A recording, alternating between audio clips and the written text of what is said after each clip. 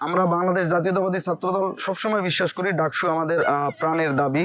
বাংলাদেশের শিক্ষা প্রতিষ্ঠানগুলোতে শিক্ষক, কর্মকর্তা, কর্মচারী সকল শ্রেণীর সংগঠনের নিয়মিত নির্বাচন হয়। সেক্ষেত্রে আমাদের ডাকসু নির্বাচন নিয়মিত হবে না কেন? যেহেতু একটি পরিবেশ পরিস্থিতি বিরাজমান এবং সকল ছাত্র সংগঠন, ক্রিয়াশীল ছাত্র সংগঠন ডাকসু নির্বাচনের পক্ষে মত দিয়েছে।